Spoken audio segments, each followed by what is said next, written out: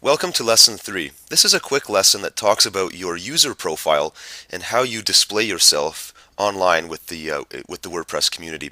Now what you want to do is in your WordPress dashboard, you have all your menus here on the left.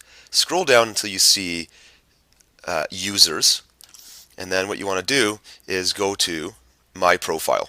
So click on My Profile. And basically it's telling you here that information below will be displayed publicly.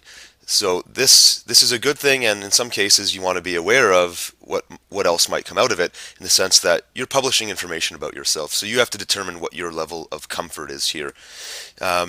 If I go to the basic details, you can see there's got your username, which you can't change, but then other information about yourself: first name, last name, full name, what name do you want to display publicly, location if that's relevant. Some people don't want to have their location. Other people, if you're blogging and you're talking to a local audience in a small town or in a local city, then that's very important.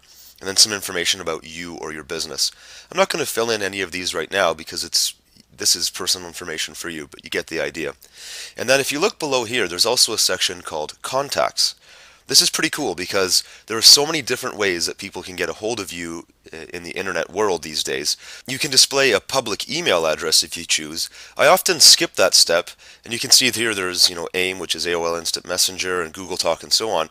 What I like to do is include my Skype ID, because Skype, you are exposing your ID where people can add you and start chatting with you randomly, but you're not giving away a phone number, and that's kind of cool. However, if you're a legitimate business like a brick and mortar shop somewhere, then putting a phone number is going to be kind of critical, because that's where some of your business might come from.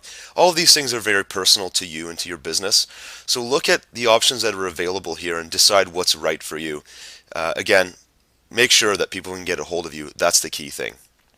After you've filled out any relevant contact information for yourself, make sure that you hit the Update Profile button here to ensure you save it. I've done it in the past where you fill all this in and then I forgot to hit the Update Profile. I had to go back and do it again. Kind of annoying. Then if you just keep going down to the bottom of your user profile section, there's a few different things here. I just want to talk quickly about photos and links. Now, photos is cool because you can have different pictures of yourself or any other logo or that kind of thing, and you can add the photo through a service called Gravatar. Gravatar is sort of an external service that lets you create what I would call almost like a global user profile, and that follows you around. So it follows your email address around, actually.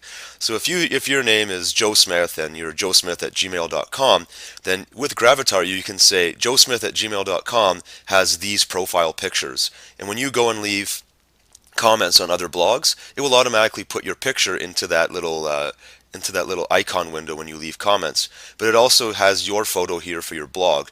So decide what's right for you in terms of your photos. If you're blogging as just a regular person, put your photo in there. If it's a company, maybe you put your logo in there. And then you might want to add links here. This is where you can link to other websites.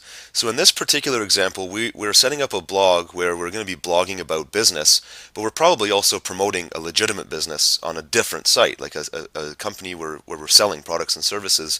Here is where we want to put the actual link, the URL of the business that we're promoting, and then the title of that site. The title is kind of cool for people that do search engine optimization. Let's say your keyword is Orlando Florist, and you want to be #1 on Google for Orlando Florist. Well, you put in your website there, but the title would be Orlando Florist, which is your keyword, and that gives you a very strong link back to your website, which over time, if this is a strong blog, will be a nice little addition to your search engine optimization strategy. If you don't know what I'm talking about right now, that's cool too. Just make sure that if you are going to be promoting other websites, you add their links here and you take care of your photos there. That's it for the user profile lesson.